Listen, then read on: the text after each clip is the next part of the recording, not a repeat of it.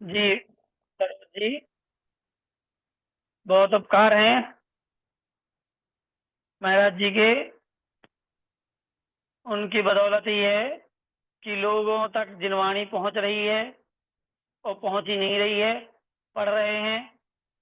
और नहीं तो कौन सोचता है कि कर्मकांड जैसा विषय कोई आम घर में महिलाएं जो हैं, जो केवल घर का काम कर रही हैं या फिर कोई नौकरी पेशा भी हैं मान लीजिए, लेकिन वो अपने सब काम में लगे हुए हैं और साथ में मोबाइल टीवी में लीन हैं। उनमें से कुछ लोग समय निकाल करके और कर्मकांड जैसे तत्वासूद अलग पद्धति जैसे और ऐसे द्रव्य संग्रह स्टोपदेश जैसे ग्रंथों को पढ़ करके और 100 नंबर लाएंगे, 95 98 ऐसे 90 90 नंबर, इतना अच्छा करेंगे कौन सोचता। लेकिन ये साबित हुआ, ये फलीभूत हुआ पूज्य मुनि कुंवर सदा सागर जी महाराज जी के आशीर्वाद से कि जिनके हाथों में बेलन और चकला रोटी ये होती है, उनके हाथों में बड़े बड़े ग्रंथ थमा दिए और वो आज इतना अच्छा स्वाध्याय करते हैं। और कल के जिज्ञासा समाधान में कितने बढ़िया बढ़िया प्रश्न भी किए सिद्धांत के। तो ये सब चीजें ये अनंत उपकार पूज्य सदा सागर जी महाराज जी के हैं अपने ऊपर और रहेंगे, इसलिए हम अभी उनकी कृतज्ञता को अपने हृदय में धारण करें। चलिए अब आगे बढ़ते हैं और आज 21वें नंबर के श्लोक से आगे क्लास को बढ़ाते हैं। तो अपना यहाँ पर एकत्व सप्तति ये जो विषय चल रहा है, एकत्वपना अर्थात जो हमारा आत्मा है, ये आत्मा चैतन्य और ज्ञान दर्शन का पुंज है, चैतन्य स्वभावी है, ज्ञायक स्वभावी है, पर भावों से, पर वस्तुओं से, पर द्रव्यों से भिन्न है। इस प्रकार की जो भावना है, इस प्रकार के जो विचार हैं, ये एकत्व सप्तति के अंतर्गत इस चैप्टर के अंतर्गत अपन पढ़ रहे थे। और पिछली कक्षाओं में अपन ने जो देखा था वो अंतिम का श्लोक क्या था, देखो ले लेते हैं। ये है, इसमें अपन ने देखा था केवल ज्ञान केवल दर्शन अनंत सुखरूप जो वह उत्कृष्ट तेज है, उसके जान लेने पर अन्य क्या नहीं जाना गया, उसके देख लेने पर अन्य क्या नहीं देखा गया, और उसके सुन लेने पर अन्य क्या नहीं सुना गया। अर्थात एकमात्र उसके जान लेने पर सब कुछ ही जान लिया गया है, उसके देख लेने पर सब कुछ ही देख लिया गया है, और उसको सुन लेने पर सब कुछ सुन लिया गया है। अर्थात केवल ज्ञान केवल दर्शन और अनंत सुख जब ये प्रकट हो जाता है, यही शुद्ध अवस्था का प्रतीक है, चिन्ह है कि यही वास्तविकता है हमारे आत्मा की। अभी जो अपन सब बैठे हुए हैं ये तो अवास्तविक रूप है, ये तो कर्मों से ढके होने के कारण से ये सब दिखाई दे रहा है। वास्तविकता में तो केवल ज्ञान स्वरूप है हमारा, केवल दर्शन स्वरूप है हमारा और अनंत सुख रूप है। अब आगे उसके कहते हैं इति गेयम तदेवेकम श्रवणीयम तदेव ही द्रष्टव्यम च तदेवेकम नान्यन्य निश्चय तो बुधई।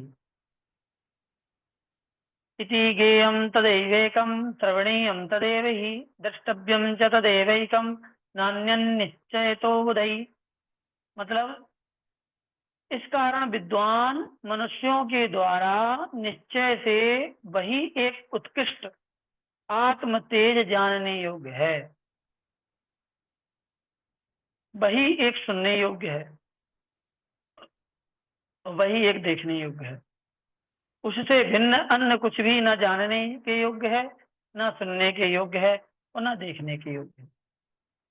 तो ये विद्वान मनुष्यों के द्वारा निश्चय किया जाता है कि जो अनंत ज्ञान अनंत दर्शन अनंत सुखरूप जो आत्म तेज है, आत्म तेज मतलब आत्मा, जो अनंत ज्ञान लक्षण स्वरूपी है, वह आत्मा ही सुनने योग्य है, देखने योग्य है, जानने योग्य है। इसके अलावा कुछ भी सुनने, देखने के, जानने के योग्य नहीं है। आगे कहते हैं, गुरूपदेश तो अभ्यासात वैराग्या तो लभ्य कृतकृत्यो भवेद्योगी तदेव एकम न चापरम। ये बहुत सारा वैसा आपको वही मिल रहा है जो स्टोपदेश जी में है, और ये गाथा, ये श्लोक भी लगभग वैसा ही वैसा है। स्टोपदेश जी में एक श्लोक आया है, गुरूपदेशादभ्यासात् संवित्तौ स्वपरांतरम जानाति यथ जानाति मोक्ष सौख्यम निरंतरम। कि भाई उस तेज को, उस सुख को कौन जानता है, कैसे जानता है। तो वहां बताया गया था कि गुरूपदेशात् अभ्यासात, गुरु के उपदेश से, अभ्यास से, और संवित्तौ स्वपरांतरम, और भेद विज्ञान करने से। वही चीज यहाँ पर लिखी हुई है। क्या लिखा है? योगी जन गुरु के उपदेश से, अभ्यास से और वैराग्य से उसी एक आत्म तेज को प्राप्त करके कृत्य कृत्य होते हैं, ना कि उससे भिन्न किसी अन्य को प्राप्त करके। देखो आई ना बात कि आत्म तेज या आत्म तत्व को कैसे प्राप्त करता है कोई व्यक्ति, कैसे उस तक पहुंचता है, कैसे उसका अनुभव करता है। तो सबसे पहले गुरु के उपदेश से, बिना गुरु के उपदेश से कोई कुछ भी नहीं जान सकता।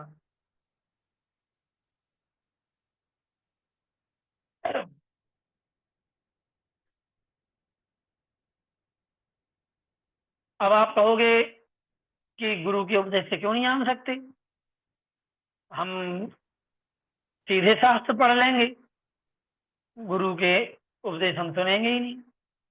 गुरु गुरु से जरूरी नहीं है गुरु ही हमें पढ़ाएं या गुरु ही सिखाएं या गुरु ही सुनाएं, हम सीधे शास्त्रों को उठाकर पढ़ लेंगे। भैया शास्त्र बनाए किसने हैं? बनाए भी तो किसी गुरु नहीं है। गुरु को, उन गुरु को किसने बताया? उनके गुरु ने बताया। फिर अंतिम गुरु कौन कहे? अंतिम गुरु साक्षात अरहंत भगवान, पहले गुरु हैं वो। यहाँ से अंतिम गुरु, यदि यहाँ से जाएंगे और ये ज्ञान जहां से मिला उसके हिसाब से पहले गुरु, तो पहले नंबर पर गुरु जो है वो अरिहंत भगवान है, जिन्होंने समूह शरण में सबसे पहले उपदेश दिया। बात समझ में आई? तो ये नहीं सोचना कि वर्तमान में जो गुरु हैं उनसे हम डायरेक्ट ना सुन करके सीधे शास्त्र पढ़ लें, इसका मतलब हम गुरु से नहीं पढ़ रहे। नहीं, शास्त्रों को पढ़ रहे हैं तो इसका मतलब ही गुरु से हम सीख रहे हैं। ठीक है, लेकिन शास्त्रों को पढ़ने के बाद भी यदि साक्षात गुरु ना मिले तब भी हमारा जो ज्ञान है वो बिगड़ सकता है। इसलिए हमें लाइव गुरु चाहिए होता है, मतलब कोई सामने सिखाने वाला होना चाहिए, तभी जाकर के हमारा ज्ञान परिमार्जित होता है, शुद्ध होता है, सही होता है। नहीं तो उसमें गलतियां होने के बहुत चांसेस होते हैं। ठीक है, तो इसलिए जो योगी जन है वो गुरु के उपदेश से, एकलव्य जैसे, हाँ तो एकलव्य के लिए भी गुरु थे, है ना, उनके लिए भी गुरु थे, और उस समय वो जीवित भी थे। बस ये रहा कि उनने साक्षात अभ्यास नहीं कराया, है ना। और जो एक बात आती है कि एकलव्य ने द्रोणाचार्य का पुतला बनाया था और उसके सामने वो अभ्यास करते थे। हम मानते हैं कि उनके सामने अभ्यास किया, लेकिन एक बात और है जो ना कोई बोलता है और ना कोई सोचता है। मैं इसको अधूरा मानता हूं। मेरा मानना यह है कि एकलव्य कोई विदेश में नहीं रहते थे, वो जहां पर उनका आश्रम था उसी जंगल में ही आसपास रहते थे। ठीक है, तो बात ये है कि जैसे अर्जुन को द्रोणाचार्य हाथ पकड़ के सिखाते थे, वैसे तो नहीं सिखाया, लेकिन एकलव्य जो है उनकी शिक्षाओं को दूर बैठ के नहीं देखते होंगे या छिप करके नहीं देखते होंगे, ऐसा नहीं हो सकता। उन्होंने, पहले होता है जिसको ज्ञान पाने की ललक होती है, कोई सिखाने वाला ना हो तो वो छिप छिप करके सीख लेता है, देख देख करके, थोड़ा थोड़ा करके। तो हो सकता है कि एकलव्य ने जो बाण को कैसे कैसे विद्या होती है, ये आश्रम के आसपास कभी कभार उनसे घूम फिर करके, छिप करके, दूर से जा करके सीखा होगा, और अपने जो घर है उसके आगे फिर उसका अभ्यास करते होंगे, पुतला बना करके, है ना। क्योंकि इतना तो है कि पुतला बनाने से कोई ये नहीं बता सकता कि तुम हाथ को ऐसे पकड़ो कि ऐसे पकड़ो कि ऐसे पकड़ो, पुतला बोलेगा थोड़ी, है ना। हाँ, इतना जरूर है कि आप श्रद्धा पूर्वक उनको बना करके आप उसके साथ अभ्यास जरूर कर सकते हो, कि भाई गुरु की उपस्थिति होना जरूरी है। संध्या जी कह रही है अकलंग निकलंग। हाँ, तो अकलंग निकलंग को संस्कृत पढ़नी थी, तो वो बौद्धों के आश्रम में चले गए थे, क्योंकि संस्कृत सीखना है। तो कहीं ना कहीं से लोग सीखने को जाते हैं, है ना। तो चाहिए पड़ता है गुरु, लाइव गुरु चाहिए पड़ता है। इसलिए गुरु के उपदेश से, पहला कि जब तक उपदेश नहीं मिलेगा तब तक हम वहां तक पहुंचेंगे ही नहीं। दूसरा है अभ्यास से, फिर अभ्यास चाहिए होता है, क्योंकि वो उपदेश मिल गया लेकिन अभ्यास नहीं करेंगे तो कुछ नहीं होगा, वो ज्यों का त्यों रहेगा। अकेले उपदेश से भी नहीं होता है, अभ्यास भी चाहिए पड़ता है। तो अभ्यास से और वैराग्य से। हाँ, प्रोफेसर सरोज जी कह रही हैं कि उनके किसी शिष्य से संपर्क करके भी सीखा सीखा, बिल्कुल। ये सब चीजें क्या होती है कि अब एकलव्य ने कैसे कैसे सीखा था, ये पूरी चीज आज नहीं पता चल सकती ना, कोई बताएगा। बताया क्या जाता है सिर्फ कि वो पुतला रखा और अभ्यास करते थे, लेकिन 2 साल 3 साल 4 साल 5 साल जब तक वो सीखे, तो कैसे कैसे अर्जुन को देखते होंगे छिछे करके। अर्जुन थोड़ी कोई पहचानता था उनके लिए कि क्या हुआ, पहचाना तो तब गए वो जब वो पारंगत हो गए, और जब उन्होंने कुत्ते की भौंकने की आवाज को बाणों से बंद कर दिया, और कुत्ता मरा भी नहीं, है ना। तब फिर द्रोणाचार्य की नजर गई थी उस पर कि ये भी कोई है जिसने धनुर्विद्या सीखी है। ऐसे तो उनके आगे पीछे घूमते रहते होंगे, कोई जानता थोड़ी होगा कि ये, मान लो वहां कोई खड़ा खड़ा देख भी रहा होगा, यहाँ से गुजर रहा होगा जाते समय, तो कोई ये थोड़ी जानेगा कि ये हमारी धनुर्विद्या सीख रहा है कि नहीं। तो जितने भी पांडव थे उनके आसपास रह करके, है ना, छिप करके, शब्द वेदी बाण नहीं, वो शब्द वेदी बाण तो दशरथ ने चलाया था, है ना।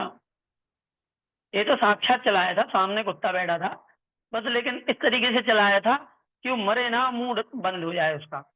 तो भर दिए थे पूरे उसके मुंह में बाण, ऐसा। तो इस प्रकार से ये चीज होती है। जी जी, भील बालक था इसलिए द्रोणाचार्य ने मना, वो तो कहानी अपन को पता है कि उस समय सिर्फ उच्च वर्ग के लोगों को ही शिक्षा प्रदान करने का था, है ना। और ये भील जनजाति लोग जो थे इनको कोई भी शिक्षा नहीं देते थे, इसलिए उसका अंगूठा काट लिया था। तो ये चीज यहाँ पर बताई गई है कि अभ्यास करने से, उपदेश से, वैराग्य से आत्म तेज को प्राप्त करके मुक्त होते हैं, ना कि उससे भिन्न किसी अन्य को प्राप्त करके। तो अन्य किसी को प्राप्त करके नहीं हो सकता, केवल आत्म तेज को ही प्राप्त करना पड़ेगा। ये बात आपको याद रखनी है, ठीक है। तो किसको प्राप्त करना है? आत्म तेज को, आत्म तत्व को। वो आत्म तत्व कैसे प्राप्त होगा? गुरु के उपदेश से, अभ्यास से और वैराग्य से, ठीक है। ये बात आपको याद रखना है। वैराग्य मतलब वेद विज्ञान। अगला श्लोक है तत्प्रति प्रीति चित्तेन येन वार्तापि हि कृता निश्चितं स भवेद भव्यो भावि निर्वाण भाजनम। उस आत्म तत्व के प्रति मन में प्रेम को धारण करके जिसने उसकी बात भी सुनी है वह निश्चय से भव्य है। भविष्य में प्राप्त होने वाली मुक्ति का पात्र है। देखो कितनी बड़ी बात है, अपने आप को देख लो कि आत्म तेज के प्रति मन में प्रेम को धारण करके जिसने उसकी बात भी सुनी है, मतलब आत्म तेज को प्राप्त करना तो बहुत आगे की प्रोसेस है, वो तो बहुत दूर की बात है। वहां तक पहुंचे ना पहुंचे वो तो कोई नहीं जानता, लेकिन उसके पहले आत्म तेज के प्रति हमारा मन लगे और हमने आत्म तेज की बातें भी सुन ली हैं, मतलब आत्म तत्व की चर्चा भी कर ली है ना, तो ये समझ लीजिए कि वह निश्चित रूप से भव्य है और भविष्य में मुक्ति प्राप्त करेगा। क्योंकि आत्मा की बात सुनने का जो अंदर से उत्साह है ना, वो सबको नहीं होता है, इच्छा रुचि सबको नहीं होती है। तो जिसके मन में आत्म तेज को प्राप्त करने की रुचि भी है ना और आत्मा के प्रति प्रेम भी है, समझ लो कि वो भव्य है। ऐसा यहाँ पर कहने का आशय है। जानीते है परम ब्रह्म कर्मण पृथगेकताम गतम तद्गत बोधात्मा तत्स्वरूपम स गच्छति। जो ज्ञान स्वरूप जीव कर्म से पृथक होकर अभेद अवस्था को प्राप्त हुई उस उत्कृष्ट आत्मा को जानता है और उसमें लीन होता है, वह स्वयं ही उसके स्वरूप को प्राप्त हो जाता है, अर्थात परमात्मा बन जाता है। क्या? जो ज्ञान स्वरूप जीव, जो ज्ञान स्वरूपी जीव कर्म से पृथक होकर, मतलब कर्म और जीव अलग अलग हो जाएं और फिर अभेद अवस्था को प्राप्त हुई उत्कृष्ट आत्मा को, अब वह आत्मा कैसी हो गई? अभेद हो गई। अभेद मतलब उसमें कोई भेद नहीं रह गया, उसका कोई दूसरा रूप नहीं है, अब एक ही रूप शुद्ध रूप बन गया है उसका। ऐसा वह आत्मा, उस उत्कृष्ट आत्मा को जो जानता है उसमें लीन होता है, अभेद आत्मा को, वह स्वयं ही उसके स्वरूप को प्राप्त हो जाता है, अर्थात परमात्मा बन जाता है। तो जो उस आत्म तत्व को जानता है और लीन होता है वही परमात्मा बनता है, और कोई परमात्मा नहीं बनता है। ठीक है, तो सबसे पहले क्या जानना? ये ज्ञान स्वरूपी जीव है, यह कर्मों से अलग है। कर्मों से अलग जो जीव का स्वरूप है वही शुद्ध स्वरूप है। कर्मों से सहित जो जीव है वो शुद्ध नहीं है, कर्मों से रहित जो जीव है वही शुद्ध जीव का स्वरूप है। ऐसी आत्मा पर जो श्रद्धान करता है, उसको जानता है और ऐसी आत्मा में जो लीन होने का अभ्यास करता है वही परमात्मा बन पाता है, और कोई नहीं बन पाता। केनापि हि परेण स्यात् संबंधो बंध कारणम परत्वैक पदे शांते मुक्तये स्थितिरात्मना। किसी भी पर पदार्थ से जो संबंध होता है वह बंध का कारण होता है। क्या? किसी भी पर पदार्थ से जो संबंध होता है वो बंध का कारण होता है। आत्मा मेरा है, आत्मा ही एकमात्र हमारा है, आत्मा के अलावा जो भी चीजें हैं वो पर हैं, और पर से जब संबंध होगा तो बंध का कारण बनेगा। पर से संबंध बंध का कारण होता है, किंतु शांत और उत्कृष्ट एकत्व पद में जो आत्मा की स्थिति होती है वह मुक्ति का कारण है। पर से जुड़ेंगे तो बंध होगा, लेकिन ऐसी अपनी आत्मा के एकत्व पने, एकत्व पद में जो अपने आप को स्थिर करता है, सिर्फ आत्मा में ही अपने आप को स्थिर कर लेता है, वह मुक्ति का कारण होता है। ठीक है, तो इस प्रकार से ये हमें जानना चाहिए कि पर से संबंध होगा तो बंध होगा, और अपने आप से ही संबंध होगा तो फिर वो मुक्ति का कारण बनेगा। विकल्पोर्मेभर त्यक्तः शांता कैवल्यमाश्रितः कर्माभावे भवेदात्मा वाताभावे समुद्रवत्।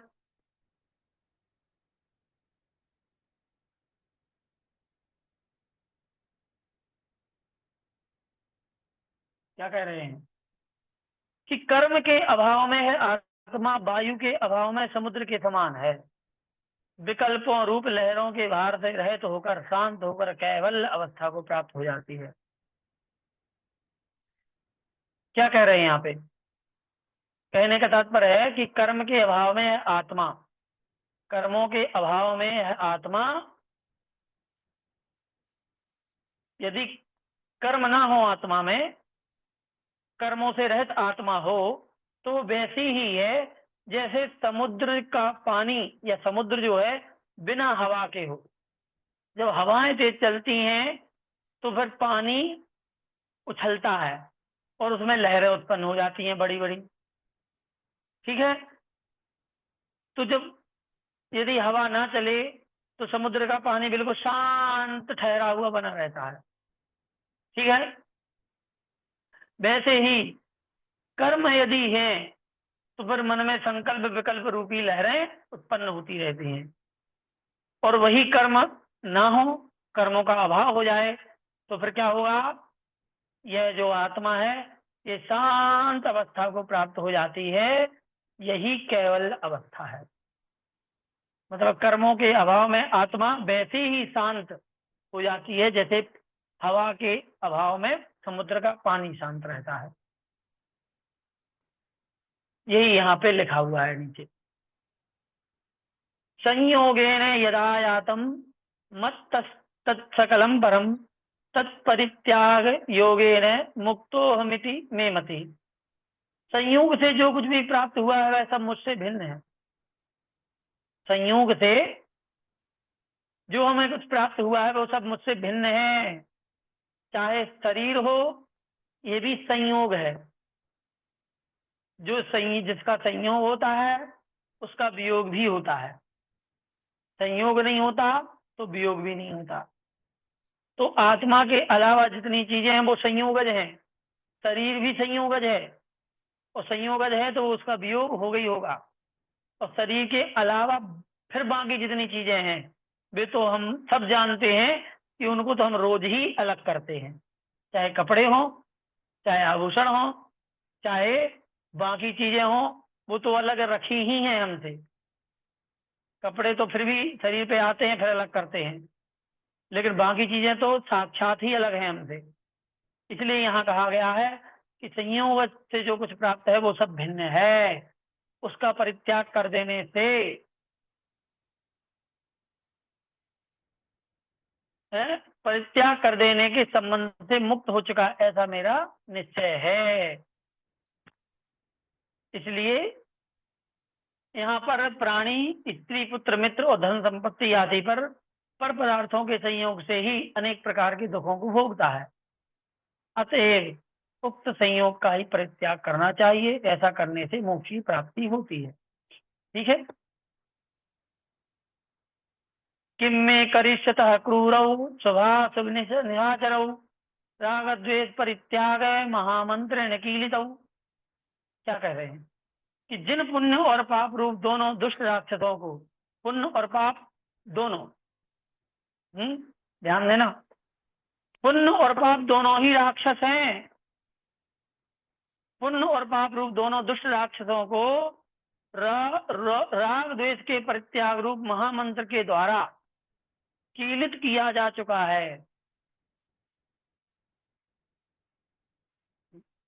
समझना क्या कह रहे हैं कि पुण्य पाप रूपी दो राक्षस हैं, और उन राक्षसों को क्या किया है? राग द्वेष के त्याग रूपी महामंत्र से कीलित कर दिया है। राग द्वेष का त्याग करना ही अपने आप में मंत्र है, और उस मंत्र ने पुण्य और पाप रूपी राक्षसों को कीलित कर दिया। कीलित कर दिया मतलब स्थिर कर दिया, एक जगह पर स्थिर कर दिया।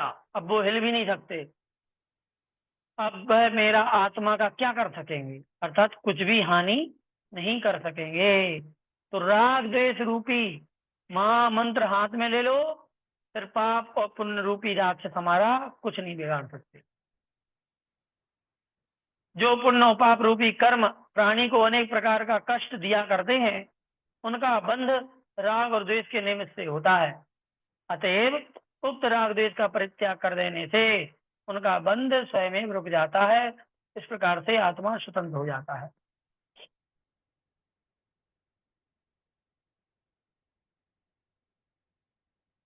सोने अथवा लोहे की बेड़ी। जी। पुण्य सोने की बेड़ी और पाप लोहे की बेड़ी।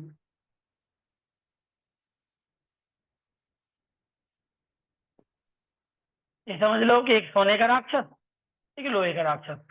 राक्षस वही है। संबंधेति सति त्याज्यौ रागद्वेष महात्मभि विना तेनापि ते कुर्युस्ते कुर्यो किम न त्वातुला। क्या कहते हैं, महात्माओं को संबंध के भी होने पर, संबंध का मतलब निमित्त, तो जो महान आत्माएं होती हैं उनके निमित्त के भी होने पर उन राग द्वेष का परित्याग करना चाहिए। जो जीव उस संबंध के बिना भी राग द्वेष करते हैं, वे वात रोग से ग्रसित रोगी के समान अपना कौन सा अहित नहीं करते।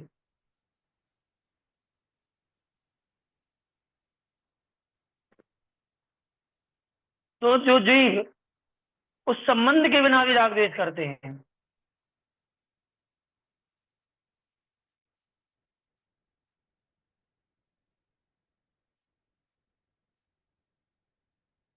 देखो कितनी बड़ी बात कर रहे हैं।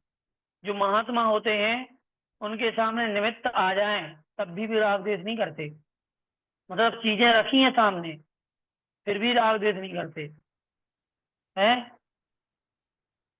तो फिर भैया,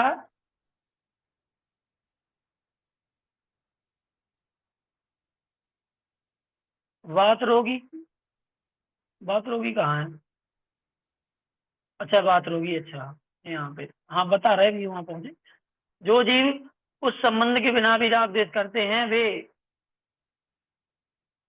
वात रोग से ग्रसित रोगी के समान अपना कौन सा अहित नहीं करते। वात रोग कहलाता है, वात पित्त कफ, तीन प्रकार की अवस्थाएं होती हैं रोग की। तो वात रोग जिसको हो जाता है, वात रोगी को क्या होता है, फिर हर जगह दर्द होता है। कहीं सिर दर्द होगा, कहीं हाथ पैर दर्द होंगे, कहीं पेट दर्द होगा, कहीं सीना दर्द होगा, कहीं पीठ दर्द होगी। दर्द हो रहा है इसका मतलब कि वात, वात बढ़ रही है। तो वात यदि बढ़ती है तो हर जगह दर्द प्रारंभ हो जाता है। वायु गाठिया, गठिया। हाँ, शरीर में दर्द होने का नाम ही है वात। आपको गैस है, बन रही है, और वह जो गैस है जिसे गैस कहते हैं, है ना। अपन को सिर्फ गैस का ये पता है कि पेट में बन रही है, पेट फूल जाता है तो लगता है गैस बन गई, गैस बन गई। तो फिर अपन जो है इनो वगैरह या कुछ ऐसे चीजें अपन लेने लगते हैं, जबकि ऐसा नहीं है। पेट में ही गैस बनने का मतलब गैस वात नहीं होता है। वात हमारा नाड़ी का बैलेंस होता है। जब अंदर सिचुएशन वात की बनती है तो शरीर में कहीं भी आपको दर्द बनेगा, वो कहीं भी बन सकता है। उससे पेट फूले या ना फूले से कोई मतलब नहीं है। ठीक है, उसको कहते हैं वात। फिर पित्त और कफ, ये तीन चीजें होती हैं। और ये अपनी अपनी तासीर होती है हर व्यक्ति की। गठिया, गठिया तो वो तो ठीक है, वो तो एक पर्टिकुलर रोग का नाम हो गया। वात एक चैप्टर ही है, समझ लीजिए। वात पित्त और कफ, तीन तासीर होती हैं शरीर में, और कई लोगों की जन्मजात होती हैं। तो उस तासीर के हिसाब से अपन को जीवन चलाना पड़ता है। जैसे हमारी कफ की है, हमें कफ, कफ की तासीर है तो कभी भी सर्दी जुकाम बन सकता है, थोड़ा सा निमित्त मिलता है तो हो जाता है। ऐसे किसी की बात तासीर होती है तो बात की चीजों से हमेशा दूर रहना पड़ता है। और पित्त पित्त की जिसकी तासीर हो, उसको पित्त ना बढ़े ऐसी चीजों का जिंदगी भर सेवन करना होता है, उससे पित्त बनाने वाली चीजों से बचना पड़ता है, तभी वो स्वस्थ रहता है, नहीं तो वो दवाई खाता रहेगा जिंदगी भर, ऐसा होता है। तो यही यहाँ पे लिखा है कि निमित्त के होने पर भी महात्माओं को राग द्वेष का परित्याग करना चाहिए। निमित्त है सामने तो भी इससे राग द्वेष मत करो। सामने आपके पुत्र है, मित्र है, धन दौलत है, लेकिन राग द्वेष नहीं करो। तो फिर जो जीव उस संबंध के बिना भी राग द्वेष करते हैं, मतलब निमित्त नहीं है फिर भी राग द्वेष कर रहे हैं। एक भिखारी है जिसके पास 10 मंजिला इमारत नहीं है, लेकिन वो सड़क चलता हुआ अपने मन में ही कहता है कि ये बिल्डिंग मेरी होती तो बड़ा मजा आ जाता। तो क्या समझ रहे कि उसके पास वो निमित्त है ही नहीं कि वो राग कर पाए, फिर भी उसने राग कर लिया 10 मंजिला इमारत से। ऐसे ही जो चीजें हमारे सामने नहीं है उनसे भी हम क्या कर ले हैं, राग द्वेष कर लेते हैं। तो यही यहाँ पर कह रहे हैं कि जो महात्मा हैं, जो विवेकी हैं, उनको सामने निमित्त होने पर भी राग द्वेष का त्याग करना चाहिए। तो फिर जब सामने निमित्त नहीं हो तब तो राग द्वेष करने की सोचो भी मत। यदि तब भी यदि कोई कर रहा है, इसका मतलब उससे बड़ा मूर्ख दुनिया में कोई नहीं। ठीक है, यही यहाँ पे कहने का मतलब है। इसलिए उन्होंने कहा है कि वो वात रोग से ग्रसित रोगी के समान है, वो कभी भी हित नहीं कर सकते, हमेशा अहित ही करेंगे। चलिए ठीक है, समय आपका हो गया है, अंतिम श्लोक पढ़ते हैं। मनोवाक्काय चेष्टाविश तद्विधम कर्म जन्मते उपास्यते तदेवेकम ताभ्यो भिन्नम मुमुक्षुभिः।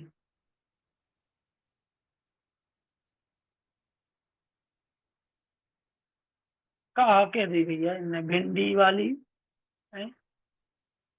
जैसे भिंडी सेम सामने नहीं है फिर भी बात रोगी, राग द्वेष ना करे। नहीं भैया,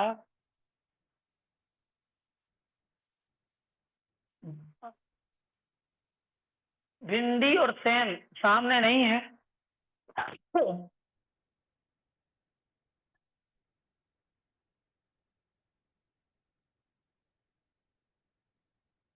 बात रोगी यहाँ पर राग द्वेष करने के लिए कहा गया है कि सामने धन दौलत नहीं है फिर भी हम राग करते हैं, तो वो नहीं करना चाहिए। हमारे पास है लाख रुपया, लेकिन हम करोड़ों का हम सपने देखते हैं, तो परिग्रह भी हम करोड़ों का बांधते हैं, वो नहीं करना चाहिए। ये है हमारा तात्पर्य। अंतिम श्लोक। मन वचन और काय की प्रवृत्ति से उस प्रकार का अर्थात तदनुसार पुण्य पाप रूप कर्म वृद्धिंगत होता है। अतः मुमुक्षुजन मन वचन काय की प्रवृत्ति से भिन्न उसी एक आत्म तत्व की उपासना किया करते हैं। तो अंतिम रूप से ये समझ लो, संध्या जी को समझ में आ गई बात। तो मुमुक्षु जन जो है वो मन वचन काय की प्रवृत्ति से भिन्न उस आत्म तत्व की उपासना किया करें। ठीक है, मतलब मन वचन और काय इन तीनों की प्रवृत्ति से अलग है आत्म तत्व। वो मन से काम नहीं करता, वचन से नहीं, और काया से तो उसका लेना देना है ही नहीं। ऐसा इन तीनों की प्रवृत्ति से अलग जो आत्म तत्व है उसकी उपासना मुमुक्षु को करना चाहिए। ठीक है, इस प्रकार से आज की कक्षा को एक समाप्त करते हैं। सभी को जय जिनेन्द्र। दासांग जिनवाणी माता की